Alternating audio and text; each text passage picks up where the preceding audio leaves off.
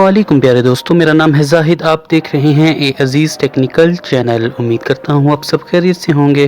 तो प्यारे दोस्तों, आपके सामने एक छोटा सा रेफ्रिजरेटर है। इसको अमोनिया रेफ्रिजरेटर भी कहते हैं, अब्जॉर्प्शन रेफ्रिजरेटर भी कहते हैं और साथ में वीआर रेफ्रिजरेटर भी कहते हैं। तो दोस्तों, ये टेक्नोलॉजी तकरीबन 1926 की टेक्नोलॉजी है, इंतहाई पुरानी टेक्नोलॉजी है। यानी कि जब रेफ्रिजरेटर की ईजाद की शुरुआत थी तो ये टेक्नोलॉजी उस वक़्त की है। तो इसमें 3 रेफ्रिजरेंट यूज़ होती हैं, अमोनिया रेफ्रिजरेंट और सोडियम क्रोमाइड, उसके अलावा वाटर। और कुछ मॉडल्स में सोडियम क्रोमाइड की जगह हाइड्रोजन रेफ्रिजरेंट यूज़ होती है। तो इसमें अमोनिया रेफ्रिजरेंट जो है वो आपकी रेफ्रिजरेंट है, उसके अलावा जो सोडियम क्रोमाइड है ये अब्जॉर्बर है, और वाटर जो है इनको कंबाइन करने के लिए, इनके सॉल्यूशन को मिक्स करने के लिए यूज़ होता है। तो आज की इस वीडियो में इसके वर्किंग प्रिंसिपल पे बात होगी कि अब्जॉर्प्शन फ्रिज जो है, अब्जॉर्प्शन रेफ्रिजरेटर जो है वो कैसे काम करता है। सबसे पहले इसके काम करने का तरीका उस पर बात करते हैं, ये काम कैसे करता है। जैसे कि आप जानते हैं कि नॉर्मल फ्रिज में कंप्रेसर यूज़ होता है गैस की सर्कुलेशन के लिए। तो इसमें मूविंग पार्ट कोई भी नहीं है, जस्ट इसमें ये हीटर लगा हुआ है जिसके हीट की वजह से गैस सर्कुलेट करती है। तो दोस्तों, अब्जॉर्प्शन रेफ्रिजरेटर में जो पार्ट्स यूज़ होते हैं उनका नाम आपको पहले बता देता हूँ, उसके बाद मैं इसके वर्किंग प्रिंसिपल पे बात करूँगा।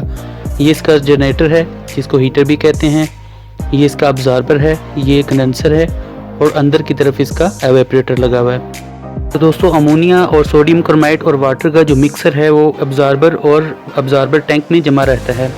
उसके बाद ये मिक्सर जो है ये हीटर के ज़रिए, हीटर इसको हीट देता है, क्योंकि अमोनिया और सोडियम क्रोमाइड जो है वो दोनों रेफ्रिजरेंट वेपर की सूरत में कंडेंसर की तरफ मूव करती हैं। और अमोनिया रेफ्रिजरेंट कंडेंसर से लिक्विड फॉर्म में होने के बाद एवेपोरेटर की तरफ चली जाती है, जबकि सोडियम क्रोमाइड को एक ट्यूब के ज़रिए दोबारा अब्जॉर्बर में लाया जाता है।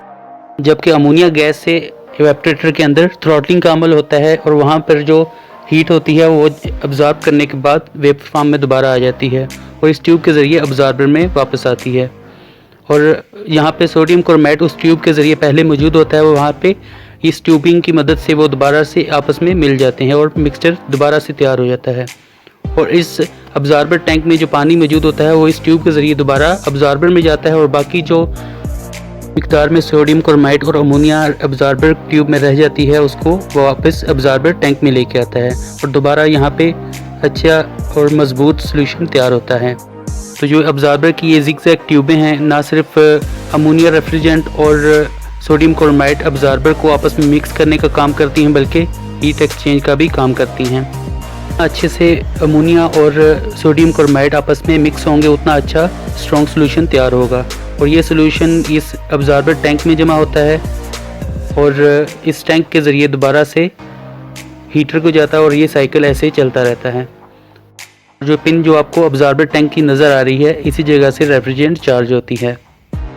प्यारे दोस्तों, जो बॉयलर चिलर होते हैं या अब्जॉर्प्शन चिलर होते हैं वो इसी मॉडल पे काम करते हैं। ये छोटा सा फ्रिज जो आपके सामने है, जो मैंने आपको इसकी डिटेल बताई है, सेम इसी फंक्शन पे वो चिलर भी काम करते हैं।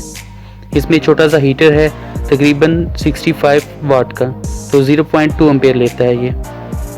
तो दोस्तों, इसमें मसला ये है कि ये कूलिंग नहीं कर रहा। इसका हमने थर्मोस्टेट ओपन करके इसमें एम्पेयर मीटर लगाया ताकि हम देख सकें इसका हीटर ऑन हो रहा है या नहीं हो रहा। तो जैसा कि आप देख सकते हैं अभी फ़िलहाल इसका हीटर नहीं ऑन, तो अभी ऑन हो चुका है। तो इसमें मसला ये है कि 1 या 2 सेकंड हीटर ऑन होता है, फ़ौरन हीटर बंद हो जाता है, फिर ऑन होता है, फिर बंद होता है। इसमें ये प्रॉब्लम है। तो अभी आप देख सकते हैं ये 0.2 एम्पेयर ले रहा है। एक तो इसमें ये मसला है कि इसका थर्मोस्टेट इसके हीटर को बार बार ऑन ऑफ कर रहा है। तो इसको रिप्लेस करने के बाद दोबारा चेक करते हैं इसमें कोई और मसला है या नहीं। तो दोस्तों, जैसे कि मैंने आपको पहले बताया कि इसमें कंप्रेसर की जगह हीटर यूज़ होता है। तो इसमें कोई मूविंग पार्ट नहीं है, कोई मोटर इसमें यूज़ नहीं हुई, जस्ट हीटर की हीटिंग की वजह से गैस सर्कुलेशन करती है। तो अभी इसमें इस थर्मोस्टेट की जगह नॉर्मल आम रेफ्रिजरेटर का जो थर्मोस्टेट है वो इसमें इंस्टॉल करेंगे। तो नॉर्मल रेफ्रिजरेटर के जो थर्मोस्टेट है इसके हीटर को ऑन ऑफ करके अंदर टेम्परेचर को कंट्रोल करेगा। तो अभी इंस्टॉल करके देखते हैं कि इसका क्या रिजल्ट आता है। तो दोस्तों, नॉर्मल रेफ्रिजरेटर का थर्मोस्टेट अमोनिया रेफ्रिजरेटर में लगाने के लिए हीटर की जो 2 वायरें हैं उनमें से एक को हमने न्यूट्रल ट्रैक दे दी है और फेज़ जो है वो इसको थर्मोस्टेट से मिलेगा। और जो थर्मोस्टेट की बैलू है या इसका जो सेंसर है वो एवेपोरेटर कैबिन में जाएगा, जो जहाँ से इसके टेम्परेचर को सेंस करके हीटर को ऑन ऑफ करता रहेगा। तो प्यारे दोस्तों, ये वाहिद ऐसी पुरानी टेक्नोलॉजी है अमोनिया रेफ्रिजरेंट या अब्जॉर्प्शन रेफ्रिजरेटर की कि जो अभी तक बाज़ मुल्कों में यूज़ हो रही है व्हीकल्स के अंदर। क्योंकि इसका बेनिफिट ये है कि इसको जितना मर्ज़ी शेक करें, जितना मर्ज़ी हिलाएं, इसमें कोई चोकिंग का सिलसिला नहीं होता। बल्कि ये होता है कि अगर आपका ये रेफ्रिजरेटर कूलिंग नहीं कर रहा, तो अगर हीटर इसका ओके है और गैस कहीं से लीक नहीं है, तो जस्ट इसको आप पकड़ के शेक करें, इसको हिलाएं अच्छे से, इसकी रेफ्रिजरेंट और अब्जॉर्बर आपस में मिक्स होगा और इसमें दोबारा से कूलिंग अच्छे से शुरू हो जाएगी। तो दोस्तों, इसमें थर्मोस्टेट लगाने के बाद इसको हमने ऑन कर दिया, अंदर कूलिंग का प्रोसेस भी शुरू हो चुका है।